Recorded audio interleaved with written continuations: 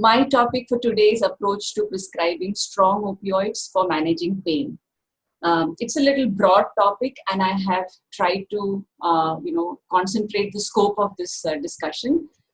Beginning with the beginning, that is, suppose a tiger attacks us, and we know that we have the flight and fight response, and obviously with the tiger, we would rather go by the flight response. There are systems within the body while we are doing this flight response. There is an inbuilt system, just like there is a nociceptive system for perceiving the pain, even if the tiger has bitten you and you are in severe pain. With the analgesia created by the internal opioids with us, endorphins, we are able to dull the pain, veil that sense of doom with a sense of well-being enough to move away and protect ourselves. So we need to acknowledge the presence of this inbuilt system to manage pain and stress, which we are utilizing in our quest to reduce the pain and stress through external opioids. So today's topic being external opioids, I will be approaching the topic from a patient in pain along these lines. That is, first is evaluating the pain and evaluating the patient, beginning to prescribe opioid therapy after this is done, and reviewing the patient who's on opioid therapy. And some of the topics will not be covered. So I had done a brief survey with the students, and 16 of them responded. So there were many topics of interest, and I saw that many of them are already scheduled for discussion in later sessions. So I'll be concentrating on some of the salient aspects of prescribing morphine for pain. So we are indebted to the WHO analgesic ladder, and the story began in October 1982. Sir alluded to it last class. So in this beautiful poetic villa in Milan, Italy, 6 international experts came together. Many of them were pain specialists, and 1 palliative care physician, that is Dr. Robert Twycross from St. Christopher. And the main debate was, it is very beautiful to understand, because I thought it was relevant to understand why we are giving pain relief to our patients. So debate was between whether the pain severity, the pain score has to be brought down, which was the point of view of the Sloan's group from the USA, versus the patient is relieved of pain so that he can move on to doing something. This was the point brought about by the great teacher whom we all fondly remember. I had a good opportunity to be his student during my early days. And he had this sharp pen, put things clearly into the concept clearly, the ability to make things simple. He thought of the idea of progressive stages of analgesic ladder, and he had the right goals for the analgesic therapy, that is giving new hope and incentive to live by giving good pain relief. So we know currently the WHO ladder, but to know the story behind it is really inspiring and motivating, and I felt it was important to mention that we could have just had intermittent subcutaneous parenteral dosing as our method of treatment, but we are very indebted to Dr. Twycross for making things so simple that person can sit at home and have the medicine, looking at the clock and using the medicines. And they are reasonably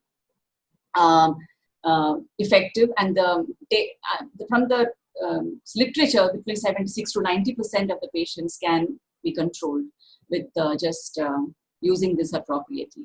So we all have opioids as the gold standard, and it has also, besides the analgesic ladder, it has also entered into every WHO model list of essential medicine. It is there in many of our state essential medicines list, as well as our national essential medicine list. And it has entered into the recommendations of several international bodies. Now, with all this available, the scenario in India is still a lot to be looked into, because a study which was published in 2017 from 1,600 patients with cancer in 4 regional centers showed that nearly 70% of the patients were inadequately treated with analgesics. And more interestingly, the pain, when it was mild, it was more easily handled. But as the pain became moderate to severe, you can see that nearly 80% or 94% had inadequate analgesic therapy. This surely reveals that there is something of inadequacy when the pain gets severe, and this kind of lectures probably would help support, prevent this. And all these were departments which had palliative care units working, all these were institutions with palliative care units existent within the institution. Now, this is a map which is made in scale with the percentage of utilization of opioids to meet the need of for pain relief. This has been released by the International Narcotics Control Board, and we can see that India is just 4% here, and that means more than 96% patients in India have no access to opioid analgesics, and when it comes to children, it's probably even lesser. So this is the state of the pain access to pain relief in India, and very often we talk about the opioid crisis in the US. But if you look into that map, you will see that 90% of the opioids are used by 10% of population, and you can see the per capita consumption of opioids where it is. I had to break the graph to create this, and the per capita consumption in India where it is 0.54 milligrams per capita. So there is a huge difference, and we just cannot compare the opioid crisis, which happened due to indiscriminate overprescription in the US, for touching a benchmark, and it was open to all pains, including non-cancer pains, and it was done by primary care physicians with the lack of access to treating excruciating severe pain of chronic diseases like cancer in India. We just cannot compare, and these concepts are important while we are prescribing opioids. So this is Sri Chauhan, who came to our OPD after he was treated at a specialist oncology center and shifted when the paresis became paraplegia due to a metastatic cancer prostate to the spine. Now, patient was on multiple, besides gabapentin, he was on multiple other drugs, and patient had severe back pain, 9/10, unremitting. It was not radiating, and the patient was unable to sit, lie, or move, completely in distress, sad, withdrawn, and without hope. He had a very supportive family who could only share his suffering. He was insured, there was no dearth of funds. Now, this is a situation in India, and I gave you the background as to why patients are in great suffering. And this suffering has been found across as contributing to most of the serious health-related suffering by the Lancet Commission, which released its report in 2017-18. Now, Dr. Twycross aimed to remove or reduce this suffering and provide new hope and incentive to live. Now, let us evaluate the pain. Coming to core topic. So the opioids are required for when the pain is nociceptive predominant pain. It could be acute, it could be chronic. So you can see the fracture, burns, or post-operative infarction, malignant, non-malignant pain. The benchmark is that severity, and opioid therapy is decided based on sensitivity of the pain and severity of the pain, and not based on diagnosis, prognosis, or lifespan that is left. So it may be indicated in many other diseases, but our judgment has to be proper. And we are not going to cover non-cancer pain in this particular talk because it's a huge topic by itself. It is important to document the pains, different pains separately, because some of them may be opioid sensitive, some of them may be completely unrelated.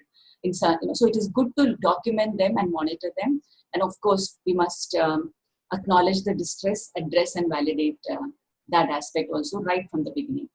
And now, other thing when we are evaluating pain is to look into what therapy has helped the patient. So if some of you can give me a quick response in chat, whether a patient, it's just a theoretical question, with this kind of medications, would that patient be ready to move on to step 3 as per the WHO ladder? So here a patient is receiving some of the drugs which are seen in step 1 and 2. And we have been taught that we have to move to step 3 if the pain remains uncontrolled. Anyone to chat? I know we should not be waiting a long time because we need to have FAQs. I don't see a chat. So we can see here that inadequate, the dose of step 2 is not optimal here. And also that it is possible, because there's a cyclopam being used, we need to assess the pain correctly, whether it is nociceptive predominant or whether there is some amount of colic, for which opioids may not be the right choices. Also, there are other issues with this prescription, that there is a prokinetic along with an antispasmodic. There is multiple paracetamol in different combinations. That also we need to look into this exercise of the prescription. But the second prescription I'm showing here is an example of a prescription where adequate optimal doses of step 2 has been tried, and we may be able to move on to a step 3. So this is important to understand. Before we decide the patient is uncontrolled, there are some drugs going on, and we move on to step 3, we need to look back, look at the drug history, the adherence to the drug prescriptions, and then decide whether we need to move on to step 3. So this is an important step in prescribing strong opioids. Then we evaluate the patient. So now that we know the opioid pain is opioid sensitive, and it has been tried, step 2 adequate optimal doses have been tried. So now we are considering opioid therapy, but before actually prescribing, we still need to evaluate the patient. So here, when we evaluate the patient, we look at risk of complications with opioids, what is the role of other therapies, multimodal inputs, and also is there a possibility for reviewing. But the risk of complication is based on systemic dysfunctions, renal, respiratory, hepatic, hydration of the patient, etc. Some of the symptoms can influence our decision: shortness of breath, GI symptoms, like especially constipation, nausea, vomiting that is already existing will affect our prescription, because we may change the choice of drug or the dose, or we may add new drugs. Even the nutritional levels and sleep apnea, because these patients have a higher risk and higher sensitivity to the side effects of opioids. The ongoing other drugs other than the analgesics also can increase the sensitivity of the patient to pain. Now, the role of other therapies need to be considered at this stage. Does this patient, will this patient do better with an additional radiotherapy? Will an abscess drainage help?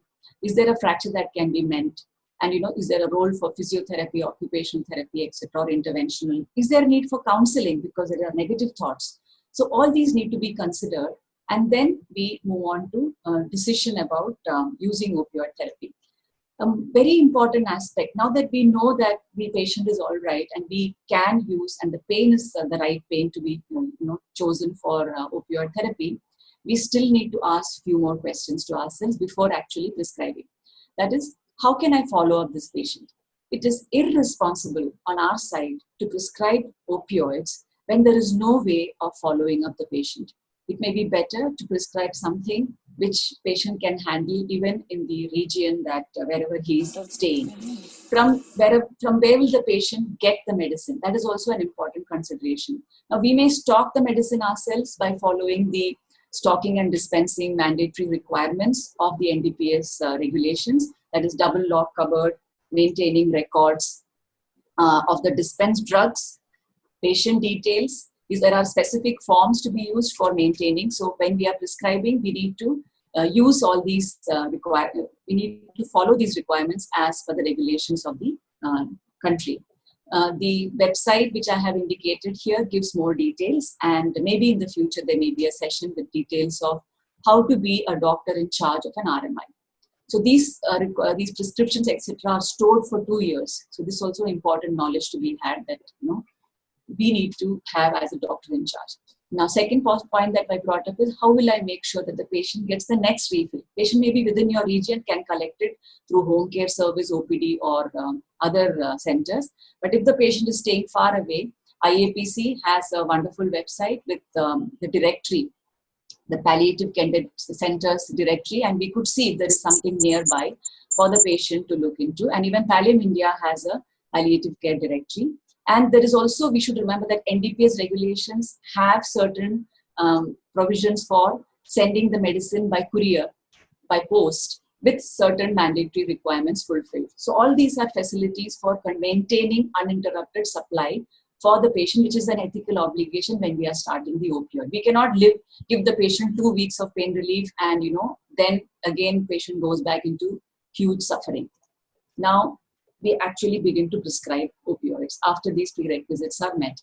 So here we look into discussing the meaning of the pain, because just by giving analgesics, we are not treating any pain. Pain is a negative, subjective, emotional, sensory experience. So we need to look into all aspects, agree on pain goals, look at the risks for non-medical opioid use, and then start using the drug with required communication. So since pain is a biopsycho-spiritual phenomenon, we have to look into the meaning and context of the pain, because that is what impacts the appraisal of the patient. The patient looks at the pain. Is it dangerous to me? Is this controllable? So all these are happening in the prefrontal lobes of the brain through the pain pathway, which not only goes into somatosensory cortex, as the earlier figure showed, it goes into multiple other areas, which is limbic system and the arousal alert areas, etc. So the meaning and context of the pain has to be dwelt into through discussions, engaging with the patient, etc. We need to acknowledge the pain and address the distress. I will repeat this again because that is the most important aspect that we need to understand. And it's not just, we are not prescription monsters. We are human beings connecting with other human beings and with some kind of idea. And we need to understand they are the experts of the disease experience, and we are only knowing more about the disease and the drugs. We are not the complete experts. Together, we become experts in handling the situation. So along with analgesia, we have to give certain informations and communications and ensure that they feel that they are supported. They have trust and hope in us. And that itself raises the pain threshold and lowers the total dose of the drug that is required to be used in any particular situation. So next is the pain goal. Pain goals are what the patient considers as satisfactory endpoints to analgesic therapy. It is very, very rare for the patient to say that I want the pain score to come down to 3 as the pain goal. Generally, their pain goals are related to what they want to do after they achieve analgesia. So they might want to spend time with grandchildren.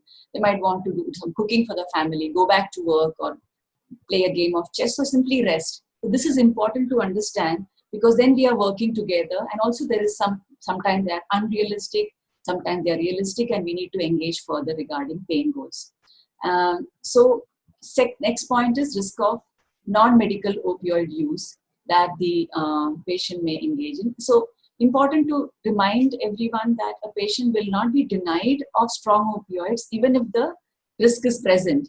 It's just that the monitoring gets enhanced. And I also know that Dr. Joyita is going to address this aspect later in one of the sessions.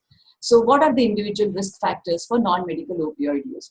So a teenager male has a higher risk.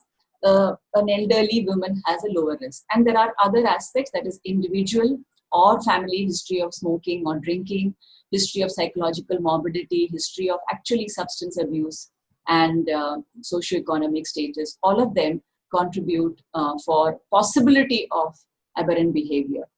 Aberrant behavior or non-medical opioid use does not mean substance abuse.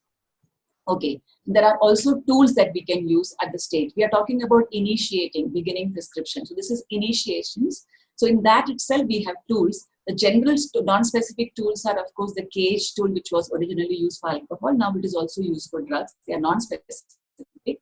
And even there is a non-cancer pain tool, that is opioid risk tool, that is available. But recently, very recently, Dr. Widstum has brought out a very good article on opioid risk assessment specifically for cancer patients. And this is an online free open tool. And I have shown you the website where you can get it. Most important to remember here again is that a higher sensitivity to all this would be through a semi-structured clinical interview, preferably led by a psychologist or a counselor, but it can be led by any of the team member whom you have given the adequate training. Now, we are beginning to prescribe.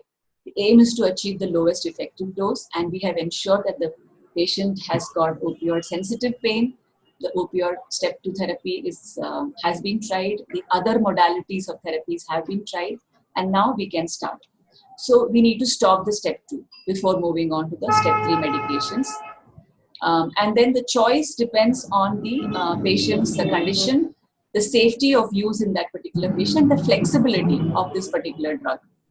So per oral, immediate release tablet morphine is the commonest initiating drug. I request Swati Gaude to mute the phone, please. And so the morphine can be used at 5 or 10 milligrams based on the severity, previous opioid use, etc. And this is initiating dose. And it can also be, sometimes we may not be able to start an oral tablet due to the symptoms of the patient. For example, severe nausea, vomiting, or there is a GI edema that is expected, so we may have to use parenteral dosing. And this is generally done by either morphine or fentanyl. It can be done in two ways. Sometimes it is used for just estimating the first oral dose, that is called an parenteral morphine trial or a fentanyl trial. And this is generally within 1 hour, we can achieve pain relief and we can calculate the first dose of morphine that can be used based on how much is required in the parenteral dosing. In the infusion way, we have to continue the infusion, and with 24 hours of titration, we understand the daily requirement and then convert it back into oral format and use it later. Dr. Swati, can you mute your mic, please? Yeah. Nisha, please mute everybody's mic. Nisha, this is very important, please. This everything. Yes, please. Yeah, thank you.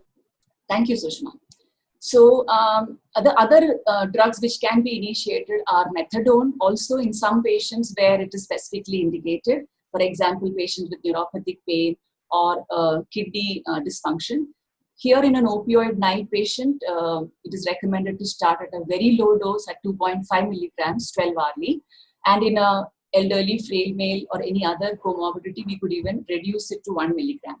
The other drugs of sustained release or extended release tablets are more valuable as second line and not as useful as first line therapy. And so this is more useful in a very busy executive who has some issue with, swallowing, and or who prefers to have, or who has a compliance issue. And these are the patients we could consider starting sustained release tablets.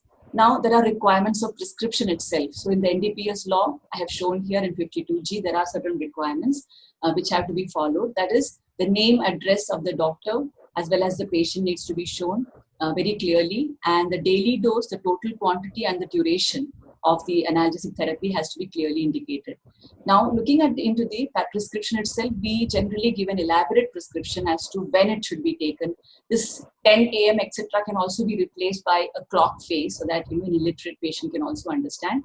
And so we give step 1, step 2 medications step 1 medications if required, medications which are taking care of the adverse effects as and when required. So always there is a stimulant laxative. And the tablet morphine itself, when we are starting, we need to look at I've just shown through 2 examples. So in a young patient, we may give as usual 4 hourly with a double dose at bedtime, etc. But in an older patient, we may start much lower and go much slower. So the bedtime need not be the double dose. We can keep it as an SOS dose and explain, and then go much more gradually. So these are the slight nuances of initiating therapy based on the different patient conditions. So moving on, extra care is also required if the patient is dehydrated, patient has other disabilities or dysfunctions. And I was hoping that this could be a question, but I think it is difficult to handle that together. So in a patient with a hepatic dysfunction, there are other issues that we need to consider. That is, for example, a nausea, GI edema can affect absorption. And there may be an increased sensitivity because of metabolic dysfunction. There may be induction of enzymes, or there may be inactivity of enzyme because of the aggressive liver disease. There could be portal systemic shunting, which reduces the first pass. So again, there is active drug higher in the blood level, less plasma proteins. The encephalopathy can increase sensitivity. So this is just giving an example of one system dysfunction, and there is much more to be learned when we look into each system dysfunction. So all these are about initiating. Then I mentioned about information and education. These are one of the most important aspects of initiating. You may give the best prescription, but the patient will do exactly as he wishes, or the family may stop the patient from taking it if we have not elicited the questions and doubts that they have had and respond to them. So I have again given you a link here which has 3 videos which are looking into what goes into the conversation when we are initiating strong opioids for the first time in any patient family situation. It is not covering the whole topic comprehensively, but there are some concepts that are touched upon. We also need to explain to them, after they get the medicines, we always ask them to come back to the consulting room and show them which drug is to be used for what, preferably given small brown envelopes, and explain correctly about adhering to it, safe storage, side effects, the common side effects as well as the serious side effects, and what to do about the common side effects, because we have already prescribed for them. The serious side effects, they have to stop medicine and contact the clinic back.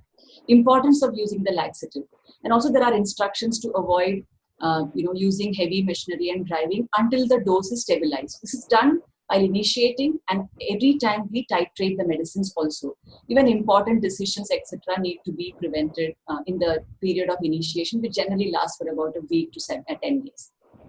This is re-emphasized by having them printed on the back of the prescription booklet.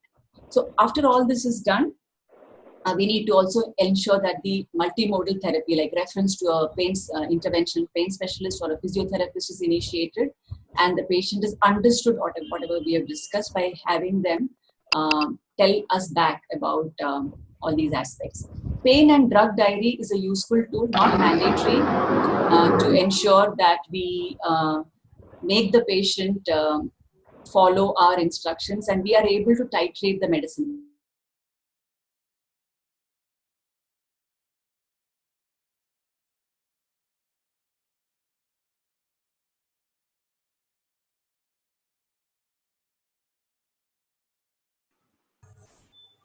Madam, you are muted. Nandini, madam.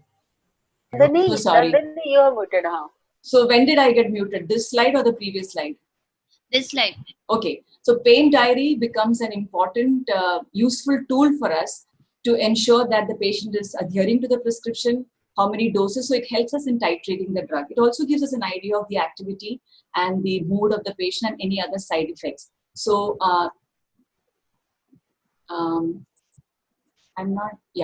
So this is a very good tool for improving quality of care, but it's not mandatory. And these times, when it is COVID times, when we are dealing with patients virtually, this would be extremely useful for us to titrate from remote.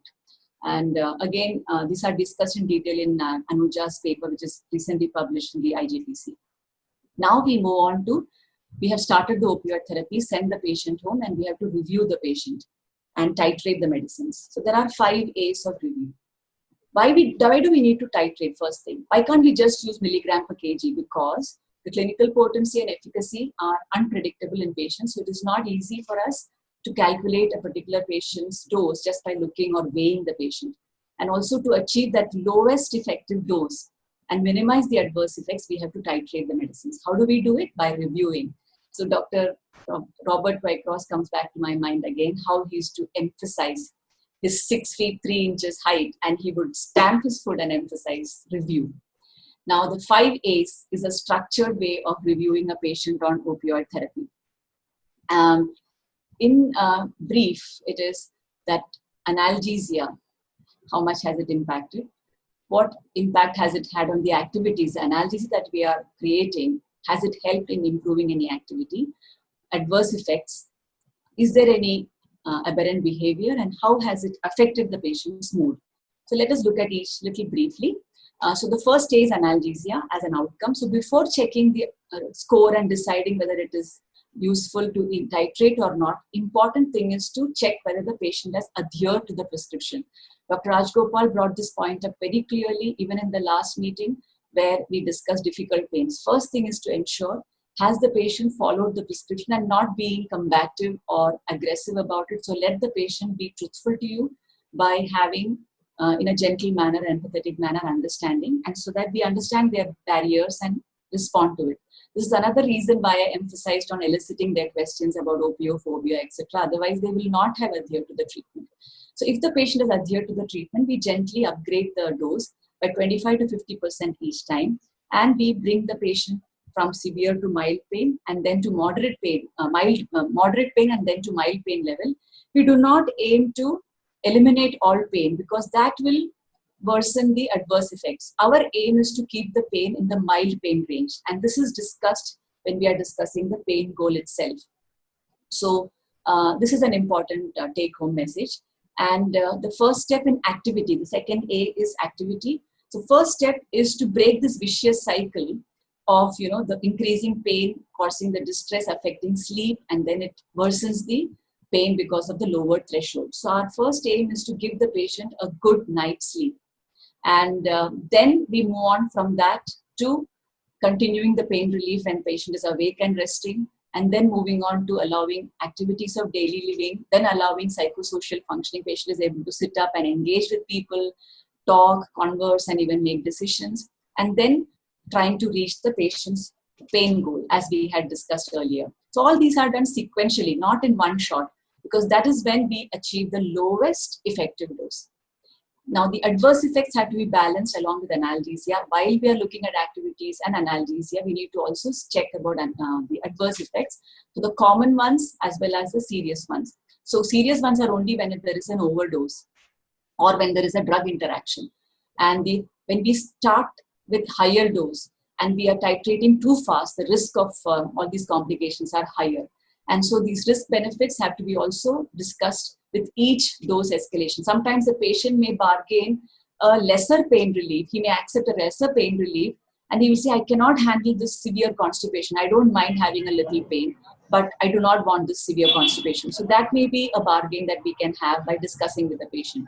So the dictum of starting low, going slow, maintaining the dose so that the analgesia is at mild pain level, and keeping it to just the required pain goal and not trying to achieve zero pain relief. These are all important aspects to reduce the adverse effects. Prophylactic medications can be used when adverse effects come. We know we have already talked about stimulant laxatives are most important, as you know, 99% of the patients do get it. And some of the others like nausea, drowsiness are only time bound and it may disappear. So we may give it as SOS in case the patient has it. Generally, a patient who has undergone a step 2 opioid therapy and has not had nausea, vomiting will not be suddenly having vomiting during the step 3 medications. So it is only 30% who may have this. And adding non-opioid and using multimodal therapy interventions or other therapies, physiotherapy, etc., can further reduce the dose. And changing the dose regime and route, as Dr. Rajgopal eloquently explained in the last session, can also change the adverse effect profile of the patient and still give useful analgesia. Again, following up the pain diary, if they have maintained it, will be of immense value, because all these are the same points which are discussed in the 5 A's: the analgesia, the activity, the adverse effects, the mood, etc. So these are important tools to improve the quality of care. I request for muting the telephones or the microphones. Now, how long is it that we can step up the dose, even when we review it? On the first day when we see a patient on opioid, do we up-titrate? Usually not. We at least wait for 2 days, because all this depends on the steady state blood levels of the drug. And generally, steady state requires 5 times the half-life of the drug. So for immediate release tablet morphine, 3 to 5 hours is the half-life. So generally, we step up the dose only on the second day when we are using oral therapy. For intravenous, of course, as it is ongoing, we can increase because the half-life is in minutes. In sustained release, important to remember that we can only step up in 4 to 5 days because of their long half-life. In methadone, it is so variable that it has to be played individually with each patient and requires a good mentorship to understand the use of methadone. There is a good supplement in the IJPC specifically discussing the methadone, and please, I request all of you to go through it in detail. Now, just to give you an example of how does this play out, a patient who has started on 5 milligram has moved on to 7.5 milligrams. Suppose he's taking this 4th hourly. By the time it is 6th or 7th day, and 2 rescue doses have caused stable pain relief. So now that we are calculating the total daily requirement, so 7.5 milligrams 6 times and 2 rescue doses of the same amount will give a total dose of 60 milligrams per day. And now this is given as 10 milligrams 4th hourly by dividing by 6. So this is how we calculate the dose requirement based on our previous day's requirements, and by calculating the average daily dose and then dividing it by 6. 4th A is aberrant behavior. Currently, it is no longer called as aberrant behavior. It is called as non-medical opioid use. This can come in the form of frequent opioid. Patient will keep, unscheduled appointments for opioid refills, or they may have, hoarding tendency. They may be seen as anxious or insomniac. They may have impaired functioning.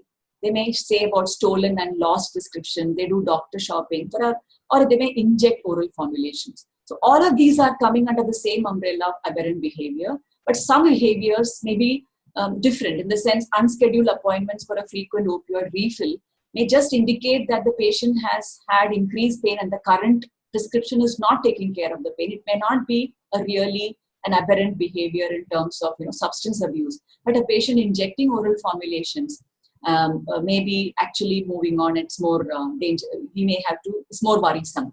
Again, this topic, as I see in the schedule, it is due for discussion, especially the one for substance abuse.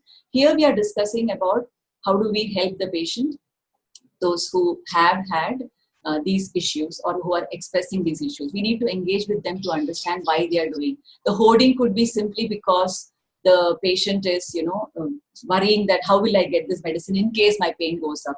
So these discussions can help us to understand whether there is the patient is actually at a higher risk of substance abuse. And there are genetic predispositions based on the sensitivity of the mu receptors and the density of mu receptors in those limbic system areas where this is working. So also, when a patient has non-medical opioid use, does not mean that we do not start opioids. It just means that enhanced monitoring. So the non-medical use is not just the property of the drug. It is also related to individual factors, especially genetic predispositions and certain developmental backgrounds. There is a ongoing opioid risk monitoring is the COM tool, current opioid misuse measure, and I've given a link here. Basically, we try to assess and stratify the risk, decide whether or not to prescribe when it comes to especially non-cancer pain. But in cancer pain, we just handle it, minimize the risk and monitor with enhanced monitor and respond to the aberrant behavior. In generally cancer patients, we do not stop using opioid because of some kind of non-medical opioid use. But just to give a fresh perspective, I think it comes later. So there are universal precautions for safe and rational use for everybody, irrespective of their risk. That is whatever we discussed till now, assessing for the right pain, nociceptive predominant pain, assessing the patient's comorbidities and ensuring that it is strategically prescribed, discussing the medication risks, benefits, and side effects. All these are important precautions because we are using it appropriately, the right dose to the right patient, setting expectations and managing the pain, integrating with other therapies, using non-opioids whenever that is relevant, monitoring the 5 A's, ensuring prescription adherence by checking pill counts and maintaining the record, engaging with the patient at every dose adjustments, integrating the multidisciplinary team in conversing the patient and using the specialist interventions when necessary, and maintaining correct documentation. So enhanced monitoring abroad may indicate a urine drug test, or there are agreements that the patient sign into, or there are state level prescription drug monitoring programs. We don't have any of that. We rely mostly on pill count, single prescription, and our documentation. Now there has been a study which was done in Trivandrum. I'm not sure that it was Trivandrum or Calicut, but it was the first author is Dr. Rajgopal, and it was done in 2001. So it is probably from Calicut. And they studied 1,723 patients under home care service and looked for medical use, misuse, and diversion. And they found that there was no instance of misuse, diversion. And the reason that they gave was that the accountability was maintained in the morphine stock as well as the prescriptions, diligent documentation of the dispensed drug, and regular review incorporating pill counts is what prevented the misuse, diversion. So this is reassuring for us to understand that whatever we follow is adequate. Urine drug toxicology may not be possible as a routine due to I think it costs nearly 4,000 rupees per test. It may not be practical. 5th A, we are talking now about analgesia, activities, aberrant, adverse effects, aberrant behavior, and now the 5th A is affect. Have there been any changes to the emotional well-being? How is the patient's mood? Is the patient depressed, anxious, and would counseling help? So all these need to be looked into. And psychosocial aspects is another session which is coming in the future of IAPC Academy sessions. Effective communication can heal maladaptive cognition, meaning making, and it can raise the threshold. As I told, the actual quantity of drug prescribed can come down if these aspects are looked into, because the pain pathway does not just go into somatosensory cortex. Now, we also need to look into ourselves reflectively. Sometimes we start off being very interested in the patient, and eventually, when the patient's pain is not responding the way we would have hoped to, we start converting that deep concern becomes complacency, and after some time, we feel like avoiding and hostility. Now, these are aspects we need to look into ourselves, and I think last lecture by Dr. Rajgopal can help us a lot in when we are reaching this stage where the patient is not showing the required response that we would have liked. This is a summary of our 5 A's, and so this is how I have discussed this particular topic. I still would like to again thank Dr. Twycross, and this was his slogan, IMMA, he would say: evaluate the pain and the patient, explain the communicate the goals, benefits, side effects, listen to the patient, respond to all the queries, managed by establishing ground rules for prescription and by using the right drug to the right patient, monitor, ensure follow-up, attention to details, and all these are going to take us a long way and reach the lowest effective dose. And this is not just by the prescription. We have to respond to the distress, the meaning is addressed, the coping is activated through psychosocial support. Now, coming back to our Chauhan, so although he had a spinal metastasis, his pain was not neuropathic. So we could wean off the neuropathic medications, put him on analgesics, and he was, able to sleep, turn, sit in along with the spinal brace. And the fentanyl patch was used. The son's engagement became a priority in the family. And his pain goal also, because he was due for retirement, for a high-level central government official, retirement send-off is a big function and they look forward to it, and he wanted to attend it with dignity. So this bed sores had all come because he was bedridden because of the severe pain. And he could manage to handle that pain. The bed sores healed. And so we can say that we reduced the serious health-related suffering. He was comfortable enough, and yes, he attended his retirement ceremony and gave the most inspiring speech of his life. This was a suit that they had stitched for him much before he had even been diagnosed with this metastatic disease, and he could actually wear it. And you can see the spinal brace that is put. He's on a wheelchair. One of our nurses accompanied him. And I have this much to say for today's class, and I look forward to the questions. And I request all the faculty here to chip in if there are questions which I am not ready with answers. Thank you. Thank you, ma'am. Thank you for a wonderful presentation. So, ma'am, we have certain questions in chat. First is, can you please elaborate on conversion of peroral to subcutaneous and to IV in opioid naive and non-naive patients? I could share a slide which gives the exact, because from parenteral it is generally considered as twice more potent. So when we convert, it will be half. So depending on the drug, and from methadone to morphine, from fentanyl to morphine, it requires an elaborate discussion. But I could share, let me see if I can just share a slide with you. That would be simpler.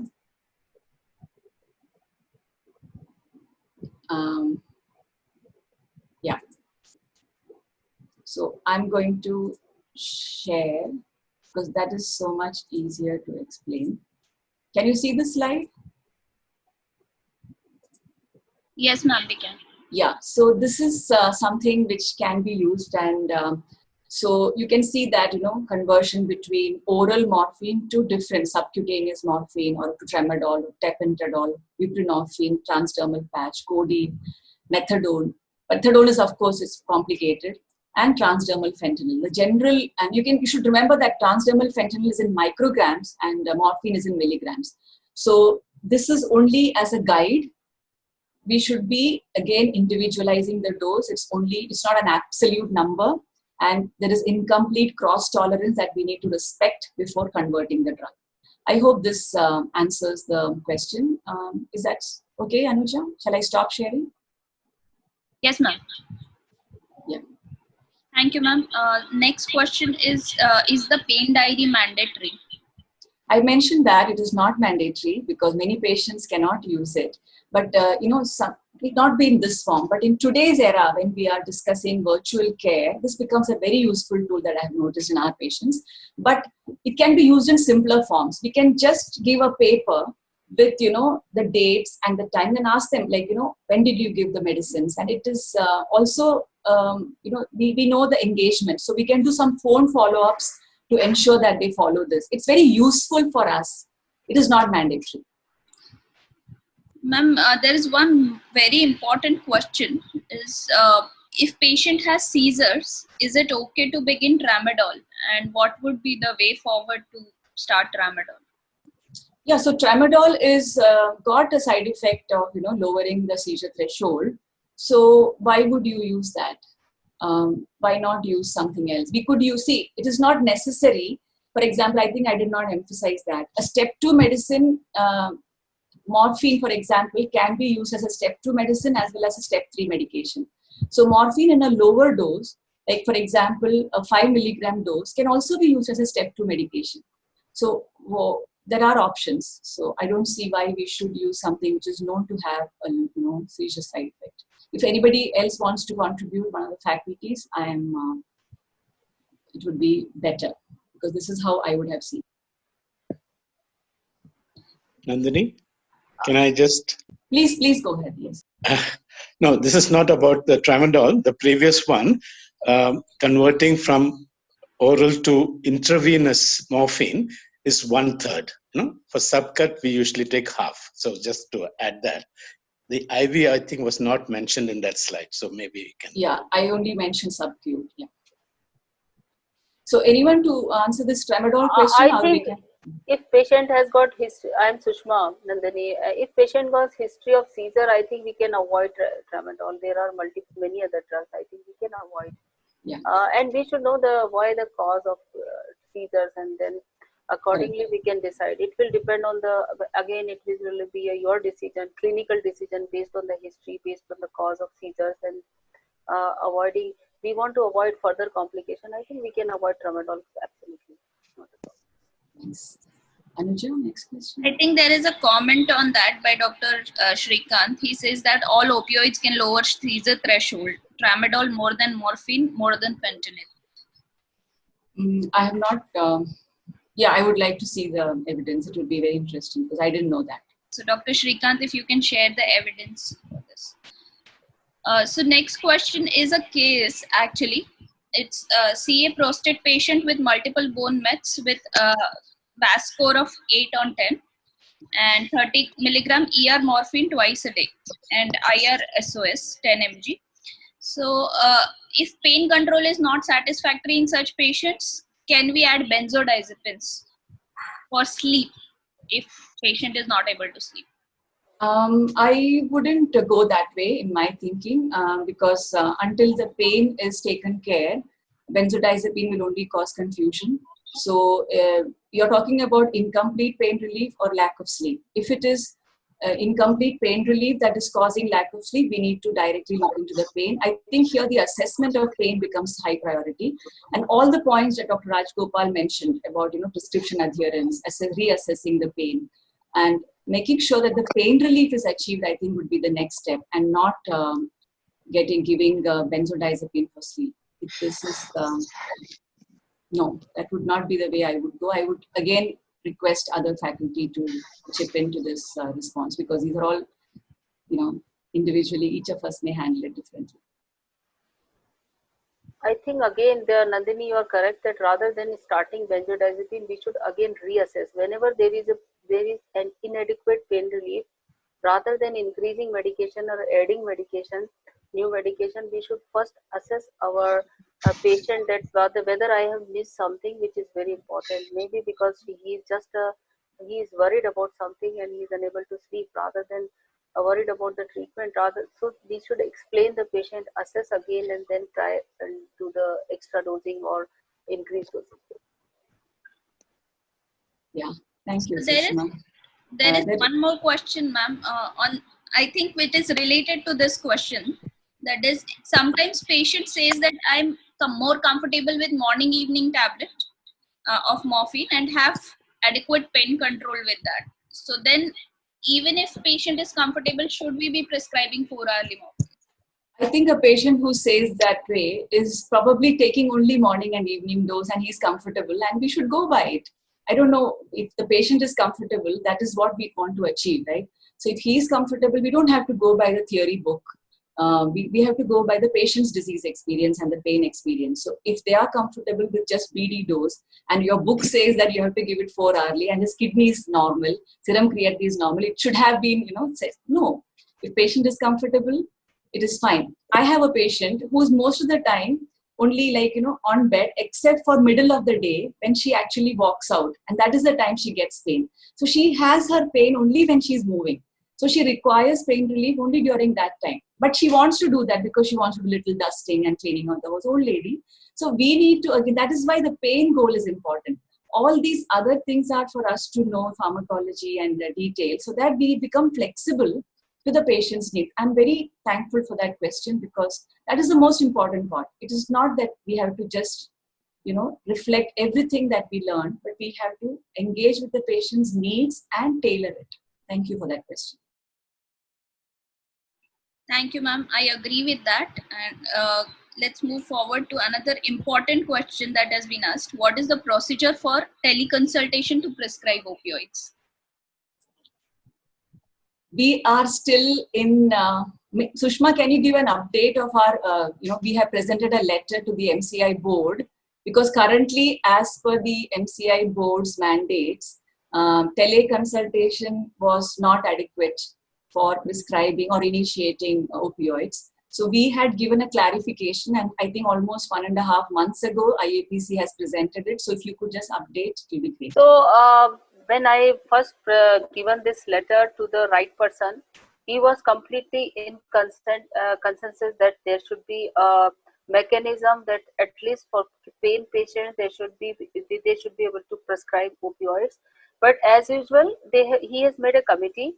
And in the committee, there are people, those who think that opioid are bad drugs still. So I'm just again and again. Today 9 o'clock is again in the evening. At night, I have an appointment with Professor Paul because his whole day is busy. He has told me to talk to me at 9 p.m. So today I will again talk to him because this committee should not hamper our aim to make our patients pain free. Because he himself is very, very convinced that yes, we should be able to do it. Let's hope that we will be able to do it. Again, because it's a bureaucracy, they have to make a committee, and then committee, who will be the member of the committee, everything depends on the committee members. So rather than working with the committee members, I thought I will talk to him that can we do something for the committee, and if somebody of us can go to the committee and can emphasize that these are important drugs for cancer pain patients at least. So let's hope, and Nandini, it is taking time, but I'm working on it. Yeah, thanks. So now to just clarify, there is a small loophole in the sense that there is a group of, for initiating they have put this barrier, but there is also another group of drugs which they have shown where they have said that you can continue the ongoing medications, where they have not clearly indicated what should not be and what should be. So I checked with oncologists because even their drugs, the chemotherapy drugs, also come under the same group where you cannot initiate it through teleconsultation. So I said, what do you do for your drugs? So they are saying they're using that particular thing, that part, there are drug B, I think drug list B. So I checked with even the some of the lawyers and checked whether this reading would be okay. And I think we can continue an ongoing medication, but still the MCI board's teleconsultation rules do not allow us to initiate it. We may have to do face-to-face. Yes. Thank you, ma'am. Thank you, Sushma ma'am, for this update. Another question is, when patient compliance with strong opioids is not good, how do we choose the appropriate way to prescribe? So again, compliance is a story usually, and we need to sit and listen to the story as to what is causing the patient not to take. Are there, it could be some fears in the head, it could be a constipation, it could be a nausea, vomiting, whatever it is, we need to understand. Or it is simply that, they are not pill types. So depending on the type, the reason why a person is not compliant, we need to respond. Otherwise, by taste or anything, opioid is, it's not because of anything else. There is some reason behind it. So unless we understand the reason, we will not be able to solve the compliance. So if a person is, just not the pills type, we can calculate the transdermal dose or a sustained release tablet, or because it is difficult for hourly to keep on, popping in tablets. Or it could be because the constipation is too much, or it could be the nausea, vomiting. Whatever it is, we need to address that and continue. Engaging with the patient is the answer to that question. Ma'am, one more question, ma'am. Can I please ask, ma'am? Please go ahead. Ma'am, one patient is already on buprenorphine patch or fentanyl patch. For breakthrough pain, I tell them to use morphine instant release tablet.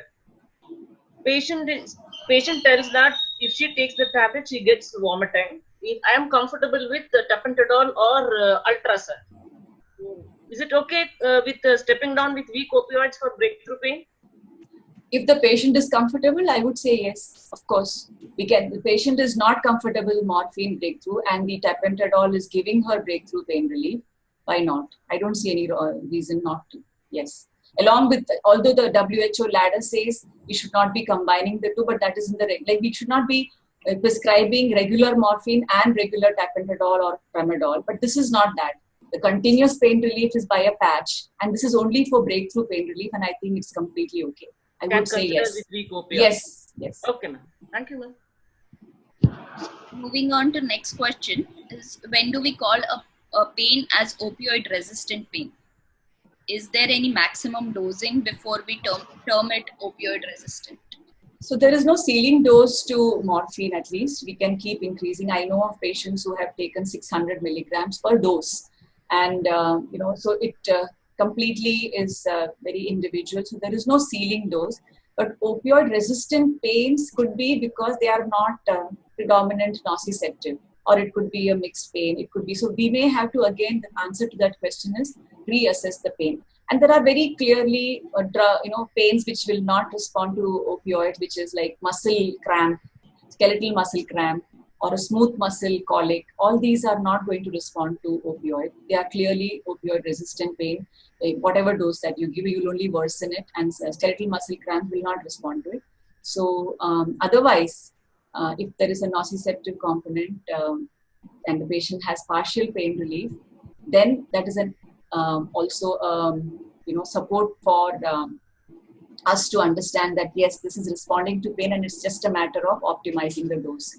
So if the patient does not respond at all, then we have to reevaluate. But if the patient has partially responded and it's just a matter of understanding the right dose, because I have seen in some centers, they reach 20 and 30 milligrams and they feel, oh, now it is too high, I don't want to increase. That is not true.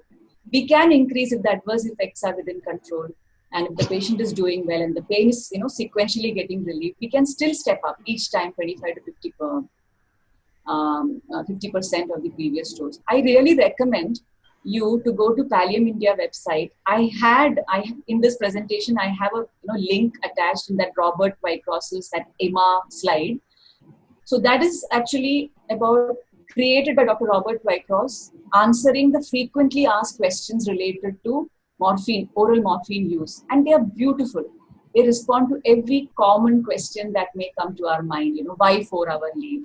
What is the rule about driving? And there are many other things which are, beautifully addressed. And I really request you to go to that site as a resource and read up about the different questions and answers.